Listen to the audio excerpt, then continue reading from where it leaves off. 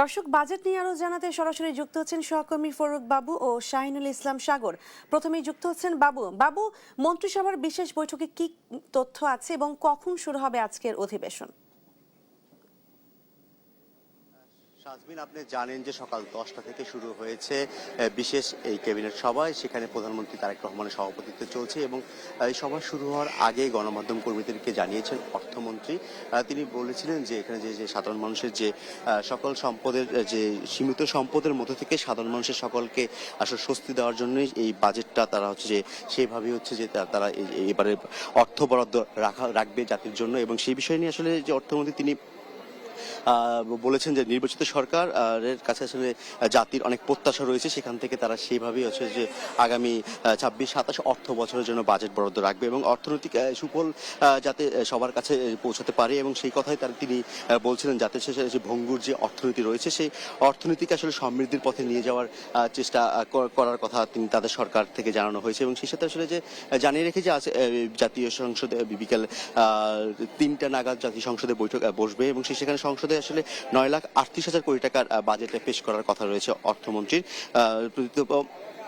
সেই সাথে আসলে এবারে বাজেটে বৈশ্বিক ঝুঁকি মোকাবেলা, ভর্তুকি ও সামাজিক নিরাপত্তার কর্মসূচিতে ব্যয় বৃদ্ধির কথা তিনি জানিয়েছেন। এবং সেই বিগত সরকারের রেখে যাওয়া সুদ পরিশোধের চাপ এই সরকারের উপরই রয়েছে এবং সরকারি কর্মচারীদের নতুন বেতন কাঠামো তার সুপারিশ বাস্তবায়ন করার ক্ষেত্রে আসলে ব্যয়ের পরিমাণ বাড়তে পারে বলেও তিনি ইঙ্গিত দিয়েছেন। এবং সেই সাথে আসলে অর্থনীতি যে পুনরুদ্ধার এবং বিনিয়োগ ও কর্মসংস্থান বৃদ্ধিকে আসলে অগ্রাধিকার দেওয়া হয়েছে এবং সেক্ষেত্রের জন্যই আসলে এবারে বাজেটে 2,43,000 কোটি টাকার মতন হচ্ছে যে রেকর্ড ঘাটতি থাকছে। এবং সেখানে আসলে যে আগামী অর্থ বছরের যে মূল্যস্ফীতি 7.5% নামিয়ে আনার লক্ষ্য স্থির করছে এবং সেখান থেকে আসলে জিডিপির প্রবৃদ্ধি ধরা হয়েছে প্রায় 6.5%। এবং জানিয়ে রাখি যে এখানে সুরক্ষা খাতে আসলে সরকার তার বাজেটের একটু বড় অংশ রাখছে এবং তারা ধারণা করছে যে রাজস্ব আদায় তারা হচ্ছে যে করতে পারবে এবং রাজস্ব আদায় নিয়ে আসলে বিগত সরকারের সেই অভিজ্ঞতা রয়েছে যে সেই অভিজ্ঞতা থেকে আসলে যে দেখা গেছে যে রাজস্ব আসলে ঘাটতি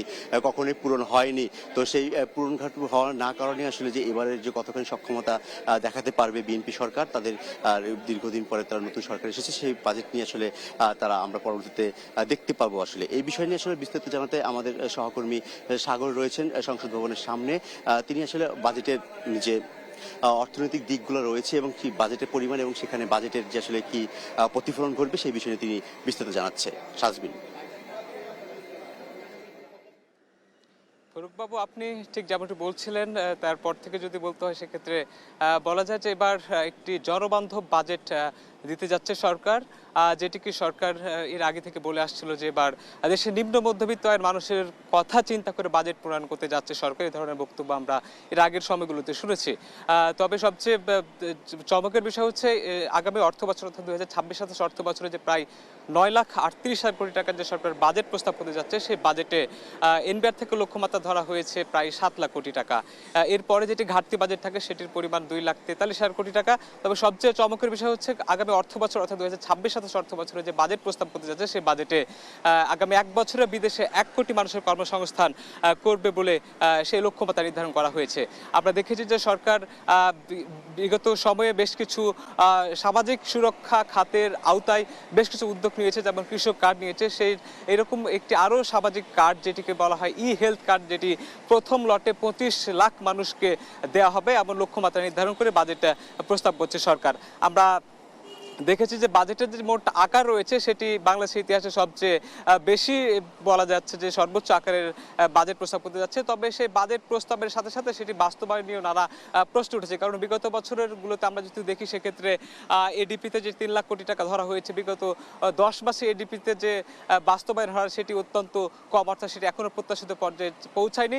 সে জায়গা থেকে সরকারের উন্নয়ন কর্মকাণ্ডগুলো কিভাবে বাস্তবায়ন করবে, বড় বড় প্রজেক্টগুলো কিভাবে সরকার বাস্তবায়ন করবে সেই দিকগুলোতে অর্থনীতিবিদরা বারবারই পরামর্শ দিয়ে আসছেন। আমরা দেখেছি বর্তমানে মূল্যস্ফীতি 9% ছাড়িয়ে গিয়েছে, সেটি আগামী অর্থ বছরে যেটি 7-এর ঘরে আনার জন্য সরকার প্রায় 7.5% নির্ধারণ করতে যাচ্ছে এমনটা আমরা তথ্য পেয়েছি। আমরা দেখেছি জিডিপির প্রবৃদ্ধি প্রায় 6.5% ধরা হয়েছে, যেটি আগের অর্থ বছরের লক্ষ্যমাত্রা ছিল 5.5%, যেটি পরবর্তীতে সেটি কমানো হয়েছিল। তো আগামী অর্থ বছর একটি বাজেটের যে সরকার প্রস্তাব করতেছে সেটি একটি জনকল্যাণমুখী জনবান্ধব বাস্তবমুখী এবং নিত্য পণ্যের দাম ঊর্ধ্বমুখী যে লাগাম সেটিকে টেনে ধরার বাজেট হতে যাচ্ছে, এমনটি মন্তব্য আমরা সরকারের বিভিন্ন দপ্তর থেকে পেয়েছি। আমরা দেখেছি যে গত 10 মাসে এনবিআর যে রাজস্ব লক্ষ্যমাত্রা ছিল সেখান থেকে প্রায় 1 লাখ কোটি টাকা কম রয়েছে। সে জায়গা থেকে সরকার এবার যে প্রায় 7 লাখ কোটি টাকা রাজস্ব নির্ধারণ করতে যাচ্ছে সেটিও প্রশ্নের মুখোমুখি ছিল। তবে এনবিআর সাফ জানিয়েছিলেন যে ট্যাক্স ফাঁকি কমা এবং বিভিন্ন জায়গা থেকে করের যে উৎসগুলো সেগুলো বাড়ানো গেলে সে জায়গাগুলো পূরণ হবে, এমনটা আত্মবিশ্বাস এনবিআর এর তরফ থেকে আমরা দেখেছি। আমরা দেখতে পাচ্ছি যে আজকে ঠিক দুপুর 3টায় আমরা দেখব যে জাতীয় সংসদ অধিবেশনে বাজেট প্রস্তাব করবেন অর্থমন্ত্রী আমির খসরু মাহমুদ চৌধুরী। তো এই ছিল বাজেটের নানা দিক নিয়ে আমার কাছে এখন পর্যন্ত সবশেষ তথ্য। নাজমিন।